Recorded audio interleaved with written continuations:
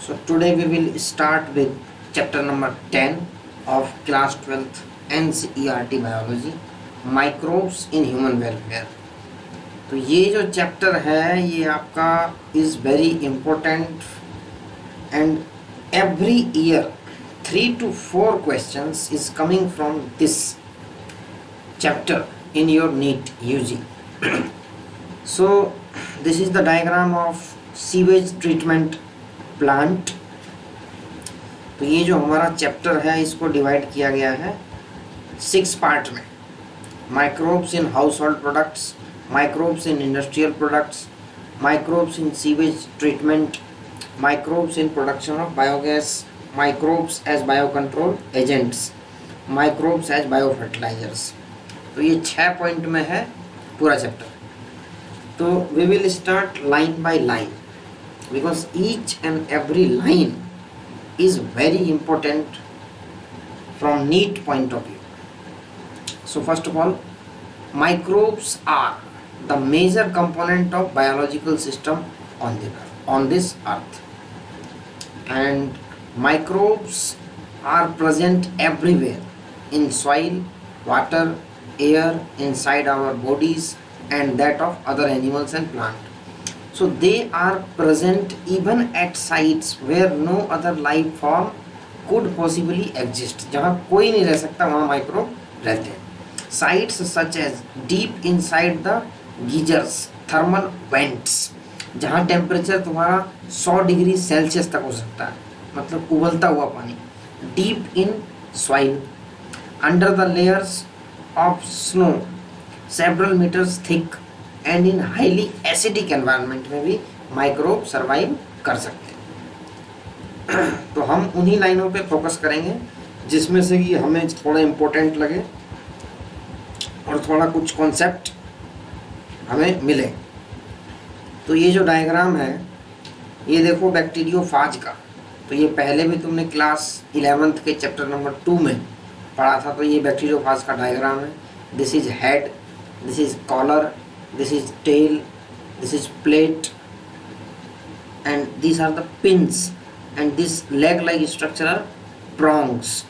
ये तुम्हारा एडिनोवायरस जो कि रेस्पिरेटरी डिसीजेस कॉज करता है. ये है तुम्हारे कॉम्पैक्ट रॉड सेप्ट वायरसेस, ये वायरसेस हैं. ये है रॉड सेप्ट बैक्टीरियम, ये इसके फ्लैजेला. अब हम आ जाएंगे. This is the petri dish containing culture growing bacteria. This is fungal colony in a petri dish.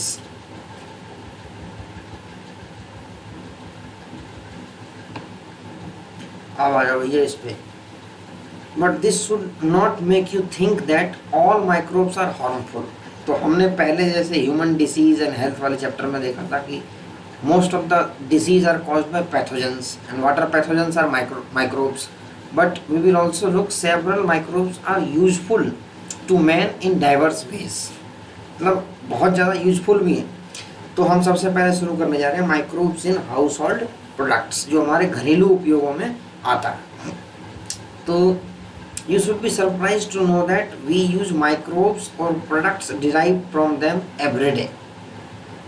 एक कॉमन एग्जाम्पल है lactic acid bacteria, microorganism such as lactobacillus and other commonly called lactic acid bacteria grow milk and convert it to curd.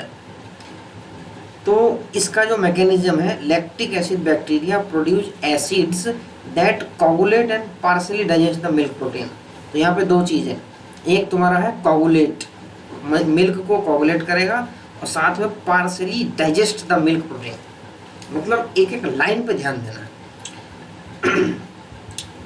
उसके बाद तुम्हारा which also improve it's nutrition quality by increasing vitamin B12. तो ये vitamin B12 की quantity को भी increase करता है. अच्छा जी. और lactic acid bacteria in stomach. अब ये देखो additional point, in stomach it play very beneficial role in checking the disease causing microbes. तो ये पॉइंट भी ध्यान रखने लायक है कि lactic acid bacteria are also present in stomach and they are preventing some disease causing microbes. उसके बाद आ जाइए dough, which is used for making food such as dosa and idli. It also fermented by bacteria.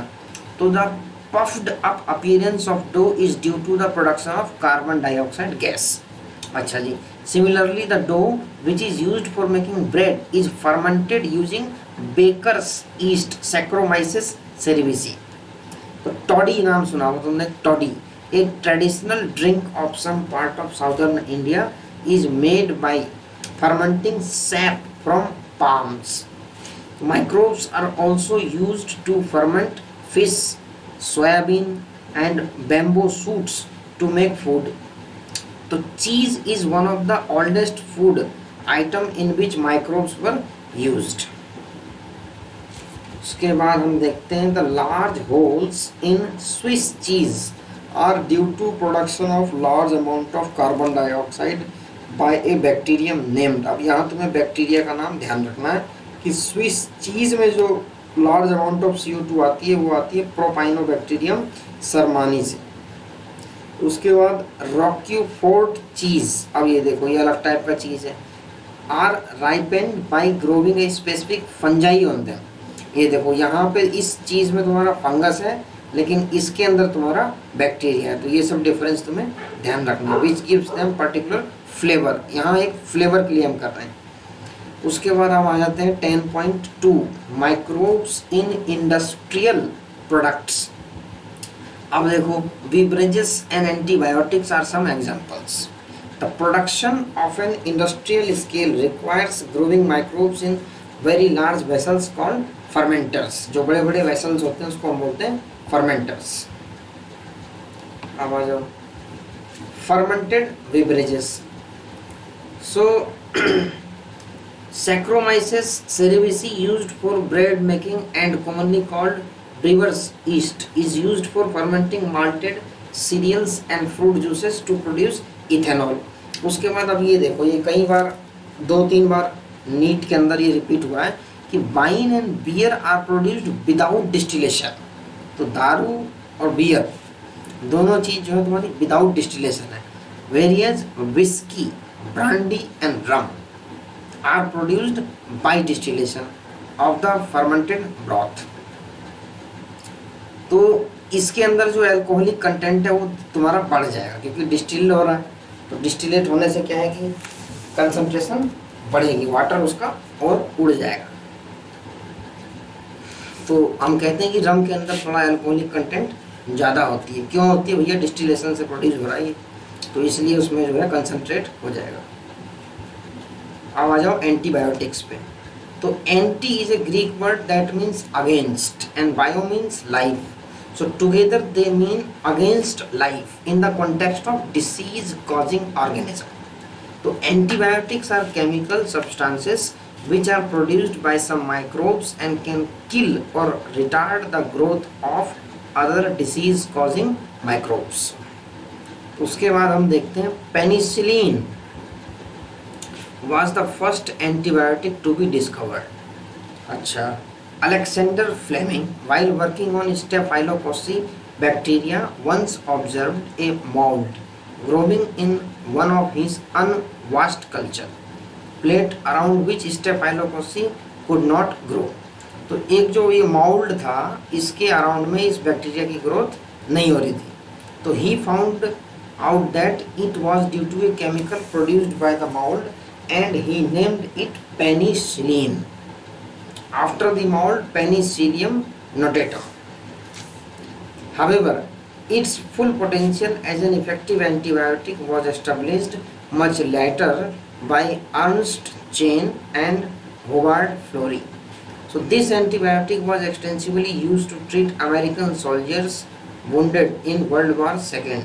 तो Fleming, Chain and Florey were awarded the Nobel prize in 1945 for this discovery.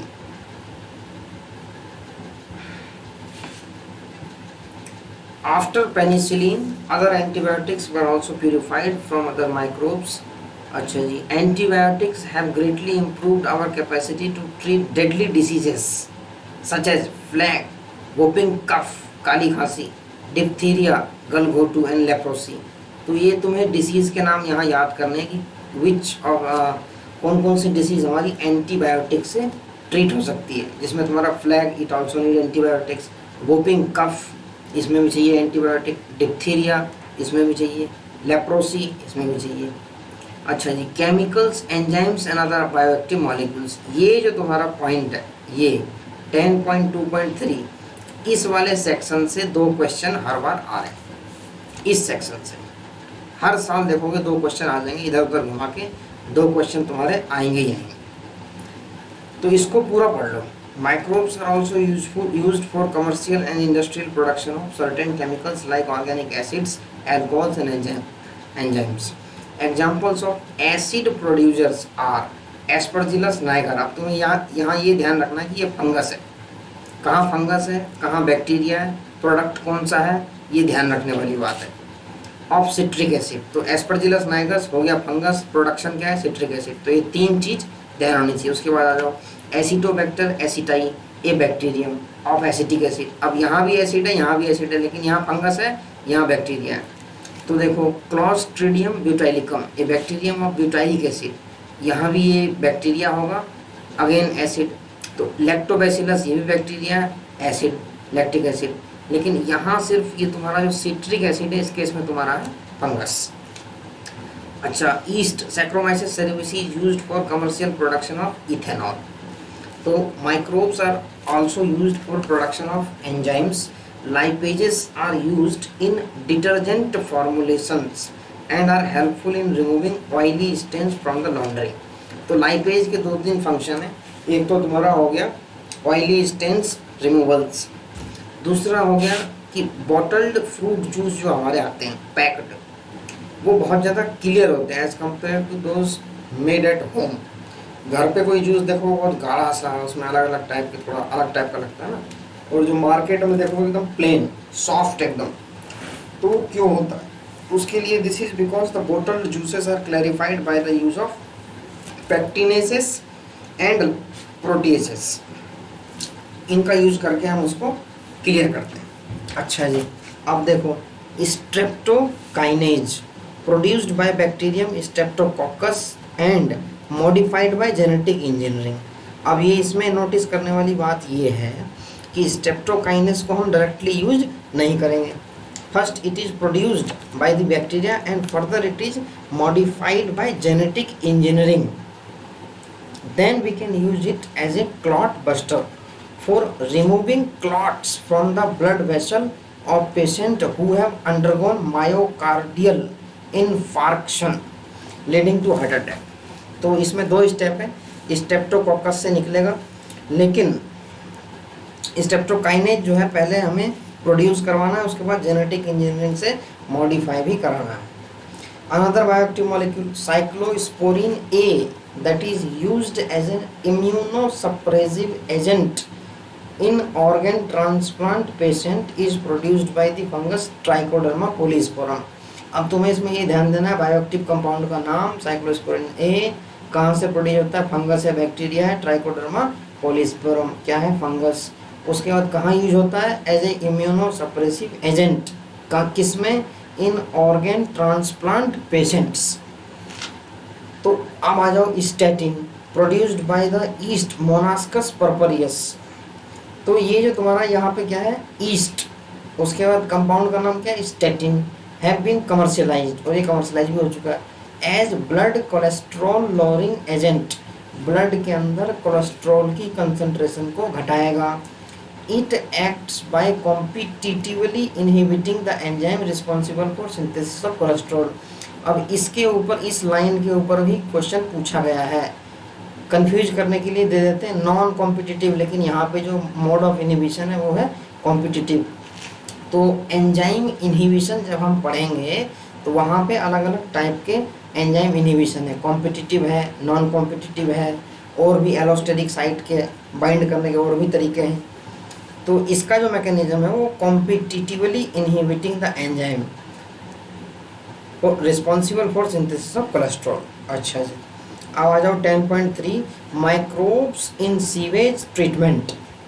ये जो तुम्हारा waste निकलता है उसके treatment में, सो जो भी हम डिस्पोज ऑफ करते हैं सीवेज को, उससे पहले हमें करना पड़ता है treatment, STP, sewage treatment plant के द्वारा इसको हम करते हैं to make it less polluting. अच्छा, ये जो तुम्हारे बैक्टीरिया होंगे, treatment of water waste is done by heterotrophic microbes naturally present in sewage. ये ध्यान रखना, हेट्रोट्रोपिक माइक्रोब्स होते हैं। उसके बाद जो तुम्हारा इसमें प्रोसेस इन्वॉल्व है वो सबसे पहले है प्राइमरी ट्रीटमेंट। तो these treatment steps basically involve physical removal of particles. इसमें तुम्हारा फर्स्ट स्टेप है physical removal of particle, large and small, छोटे और बड़े, from the sewage through filtration and sedimentation. These are removed in stages. इसके भी stage होते हैं। सबसे पहले तुम्हारा floating debris is removed by sequential filtration. उसके बाद then grit, soil and small pebbles are removed by sedimentation. तो ये ध्यान देना, यहाँ सेडिमेंटेशन से निकलेगा, यहाँ सीक्वेंशियल फिल्ट्रेशन से। उसके बाद all solids that settle from the primary sludge settle form the primary sludge and the supernatant form the effluent। जो तुम्हारा पानी रहेगा ऊपर वो हो गया effluent, और जो नीचे सॉलिड बैठ गया वो हो गया तुम्हारा primary sludge। The effluent from the primary settling tank is taken for secondary treatment। अब जो ऊपर का पानी रहेगा वो तुम्हारा जाएगा सेकेंडरी ट्रीटमेंट के लिए। अब आ जाओ सेकेंडरी ट्रीटमेंट, और इसको हम कहते हैं बायोलॉजिकल ट्रीटमेंट। इस स्टेटमेंट के ऊपर भी क्वेश्चन आ रखा है कि secondary treatment is also called biological treatment. और ये तुम्हारे बोर्ड के एग्जाम में भी why secondary treatment is called biological treatment. और पहले जब कभी ये 2012 तक या 11 तक जो भी मेंस का होता था AIPMT, उसमें तुम्हारा ये क्वेश्चन पूछते थे कि why secondary treatment is also called biological treatment. अब तो खैर बंद कर दिया है, सिंगल पेपर होता है। अच्छा जी, अब देखो सेकेंडरी ट्रीटमेंट में the primary effluent is passed into large aeration tank where it is constantly agitated mechanically and air is pumped into it. Air बाहर से हम डाल रहे हैं। This allows vigorous growth of useful aerobic microbes into flocs. अब ये फ्लॉक्स की definition पता होनी चाहिए। फ्लॉक्स क्या है? मासेस ऑफ बैक्टीरिया, मतलब बैक्टीरिया किसके साथ मिल जाएंगे? फंगल के साथ, fungal filament to form mesh like structure. मतलब यहाँ पे तुम्हारे बैक्टीरिया और फंगस दोनों मिलके एक फंगल फिलामेंट में मिलके ये मैश लाइक स्ट्रक्चर बनाते हैं, जिसको हम कहते हैं फ्लॉक्स। तो while growing these microbes consume the major part of the organic matter in the effluent. अब जो भी उसके अंदर ऑर्गेनिक मैटर है उसको बैक्टीरिया करते हैं कंज्यूम। तो this significantly reduces the biochemical oxygen demand. इससे क्या है, उसका BOD कम हो जाएगा। तो BOD refers to the amount of the oxygen that would be consumed if all the organic matter in 1 liter of water were oxidized by bacteria। कि 1 litre में जितना भी ऑर्गेनिक मैटर प्रेजेंट है उसको ऑक्सीडाइज करने के लिए जो भी ऑक्सीजन चाहिए दैट इज कॉल्ड BOD। तो जितना ज़्यादा BOD होगा उतना ज़्यादा वाटर पॉल्यूटेड होगा, जितना कम होगा उतना ही अच्छा होगा वाटर। अब आ जाओ जी, तो BOD is a major of the organic matter present in the water. The greater the BOD of wastewater, more is its polluting potential. So once the BOD of sewage or wastewater is reduced significantly, the effluent is then passed into a settling tank where the bacterial flocks are allowed to sediment. So this sediment is called activated sludge. ऊपर था तुम्हारा primary, नीचे आ गया activated sludge.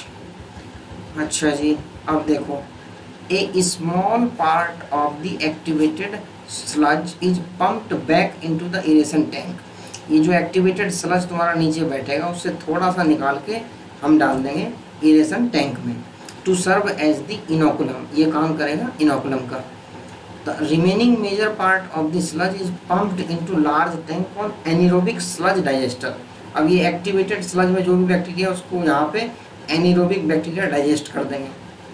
So here other kind of bacteria which grow anaerobically, ये ध्यान देना anaerobically, कहाँ पे? एनिरोबिक स्लज डाइजेस्टर में, digest the bacteria and the fungi in the sludge. So during this digestion bacteria produce a mixture of gases such as methane, hydrogen sulphide and carbon dioxide. तो ये gas जो produce हो रही है methane, hydrogen sulphide and carbon dioxide, इन तीनों gas के नाम याद होने चाहिए। These gases form biogas and can be used as source of energy as it is inflammable. तो कई बार पूछते हैं biogas is a gas which consist of, तो इसमें आगे तुम्हारी मीथेन, हाइड्रोजन सल्फाइड और कार्बन डाइऑक्साइड, ये तीनों आ गई। तो बायोगैस का कंपोजिशन पता होना चाहिए।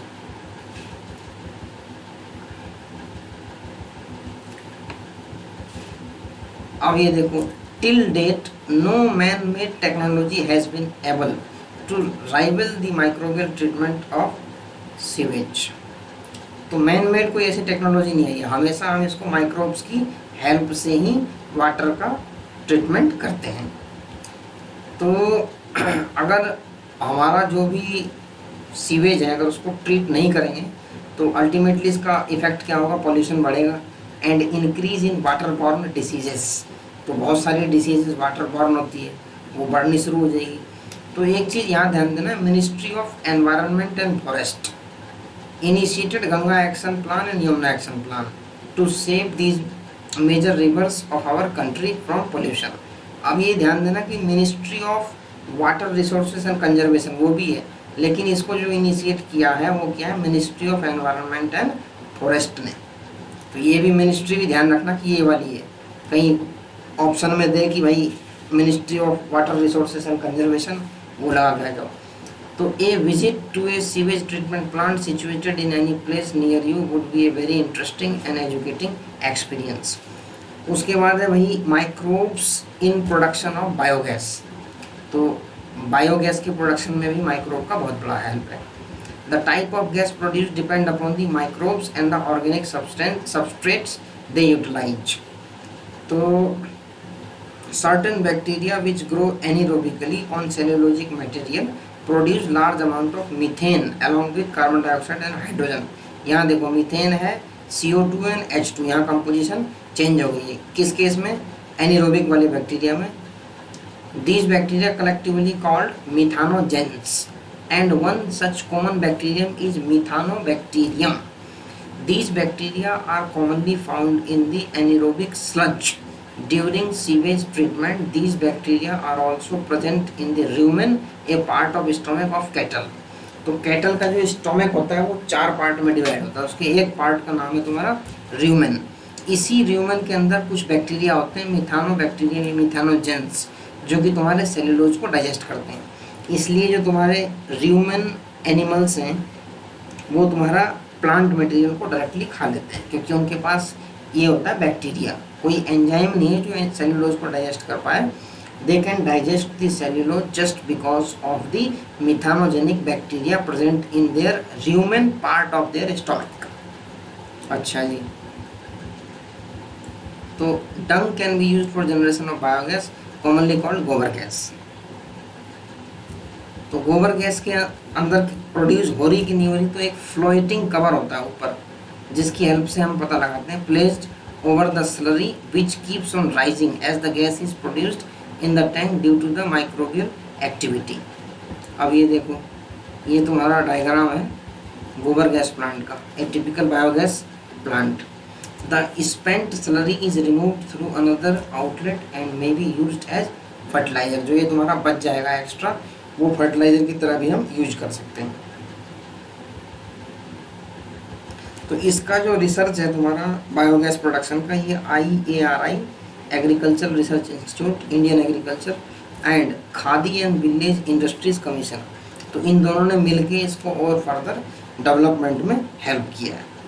उसके बाद हम आ जाते हैं microbes as bio control agents. तो bio control refers to the use of biological methods for controlling plant diseases and paste.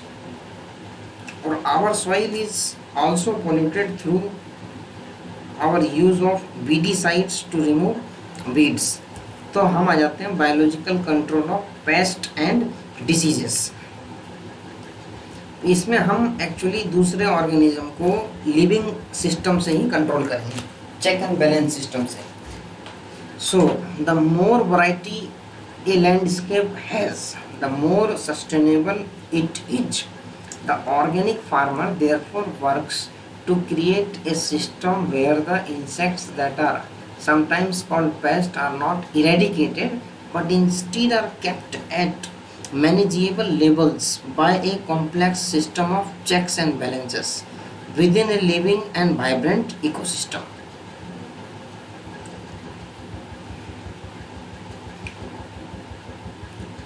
अच्छा जी, तो यहाँ से देखते हैं the organic farmer holds the view that the eradication of the creatures that are often described as pests is not only possible but also undesirable.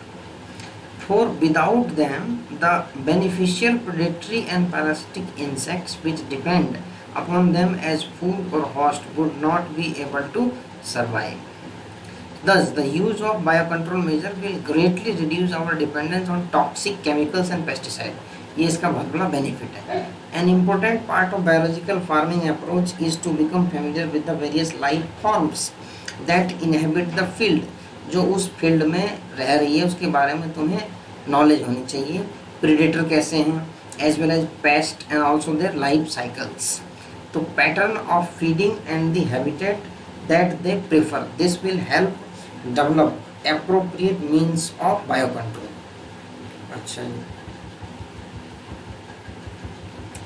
तो the very familiar beetle with red and black markings, the lady bird and dragon flies are useful to get rid of aphids and mosquito. अब ये देखो, एक organism को दूसरे organism से हम control कर रहे हैं. An example of microbial biocontrol agent that can be introduced in order to control butterfly caterpillars is the bacteria Bacillus thuringiensis, often written as BT. These are available in sachets as dried spores, which are mixed with water and sprayed onto vulnerable plants such as brassicas and fruit trees, where these are eaten by the insect larvae. In the gut of the larvae, the toxin is released and the larvae get killed. तो यहाँ पे तुम्हारा larvae मर जाएगा इस bacteria को खाने के बाद. The bacterial disease will kill the caterpillar but leave other insects unharmed. बाकी दूसरे इंसेक्ट को कोई नुकसान नहीं है. Because of the development of method of genetic engineering in the last decade or so, the scientists have introduced Bacillus thuringiensis toxin genes into the plant. Such plants are resistant to attack by insect pests. So BT cotton is one such example.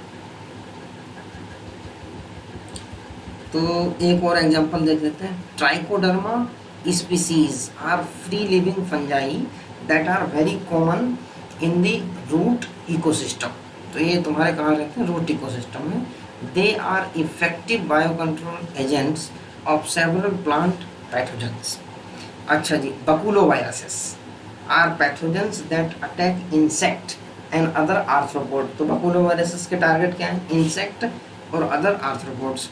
The majority of baculoviruses used as biological control agents are in the genus Nucleopolyhedroviruses. So these viruses are excellent candidates for species specific और narrow spectrum. Species specific है, narrow spectrum है, insecticidal applications. They have been shown to have no negative impact on plants, mammals, birds, fish और even on non target insects. तो इसका बहुत ही species specific सबसे positive चीज़ है इसकी कि ये स्पीसीज स्पेसिफिक है. किसकी, बकुलोवायरसेस की. आओ जाते हैं माइक्रोब्स एज बायो फर्टिलाइजर. तो बहुत सारे ऐसे माइक्रोब हैं जो कि बायो फर्टिलाइजर का काम करते हैं. तो the use of bio fertiliser are organisms that enrich the nutrient quality of the soil. The main source of biofertilizer are bacteria, fungi and cyanobacteria. तीनों मिलके तुम्हारे मेन कैटेगरी हैं बायोफर्टिलाइजर के. So you have studied about the nodules on the root of leguminous plant formed by symbiotic association of rhizobium.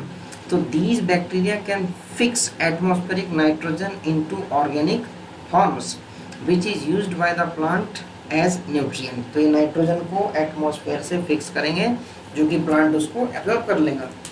तो other bacteria can fix atmospheric nitrogen while free living in the soil. वो देखो rhizobium is attached with the root but there are some bacteria which are free living. Examples हैं azospirillum and azotobacter. ये question 2012 में मेरे ख्याल से आ चुका है, जिसमें पूछा गया था कि which of the following bacteria act as biofertiliser while free living in the soil. तो इसमें से ये अब फ्री लिविंग के बाद एक और कॉन्सेप्ट है इसमें कि कौन सा एरोबिक है कौन सा एनएरोबिक है। तो ये सब चीज़ें ध्यान रखने वाली है, इसके ऊपर क्वेश्चन आ जाता है। उसके बाद तुम्हारा है fungi are also known to form symbiotic association with plant mycorrhiza.